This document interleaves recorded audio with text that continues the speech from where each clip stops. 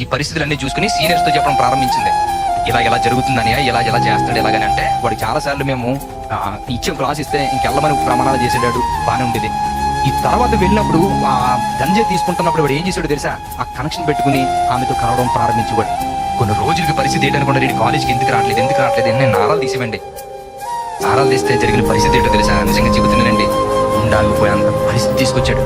ఎంత దారుణమైనటువంటి సిచ్యువేషన్స్ అంటే కుటుంబానికి పాడైపోయినాయండి వీడి వల్ల. ఎంత దారుణమని అడిగితే అక్కడికి వెళ్ళి ఆమెతో కనెక్షన్ పెట్టుకున్నప్పుడు ఆమె కొన్ని రోజులు వీడికి అమ్మిన తర్వాత ఒక 6 నెలలకు 7 నెలలకు ఆమె నీరసం చచ్చిపోయింది. ఏంటి అని అడిగితే ఆమెకి ఎయిడ్స్. ఈ స్టూడెంట్ ఇటు కంటించింది. ఇది ఏం చేసి కూడా తెలుసా, రాజుల ఫ్యామిలీ ఉండి ఒక అమ్మాయిని, డాక్టర్ గారు అమ్మాయిని ఇటు లవ్ చేయడం. ఆ అమ్మాయితో పాటు ఇటు రూమ్లు అంటే ఇట్లాంటి కలిసిపోయి ఆ గంజాయి మొత్తం ఆమెతో కూడా వ్యక్తి చేస్తే ఆ అమ్మాయి కూడా వచ్చేసిందండి. ఏంటి పరిస్థితి అనుకుని ఒక రోజు ఒక అబ్బాయి ఉంటాడు, ఆ వాటితో పాటు తీసుకెళ్లి ల్యాబ్కి వెళ్ళి నిజంగా ఈ పరిస్థితి గంజా తాగడం వల్ల ఏంటని అడిగితే పాజిటివ్ వచ్చింది.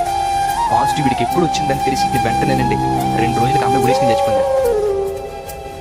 ఎందుకంటే ఇంత కుటుంబం, ఇంత ఫ్యామిలీ మర్యాద కలిగినటువంటి కుటుంబంలో ఉన్నాం.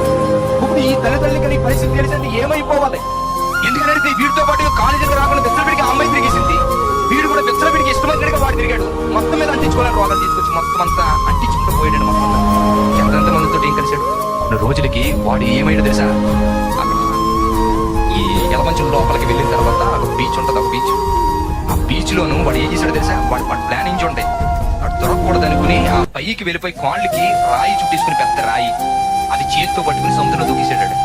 ఎందుకంటే పైకి లేస్తే మళ్ళీ బ్రతుకుతాడేమో అలా చచ్చిపోవాలనుకుని అక్కడి నుంచి దూకేస్తే ఆ కొండ పడిపోయి ఆ తాడుతో పాటు లోపలికి వెళ్ళిపోయాడు. అలా చనిపోడని చెప్పారు కానీ మరి ఎందుకు చనిపోవడం మాత్రం తెలియదు.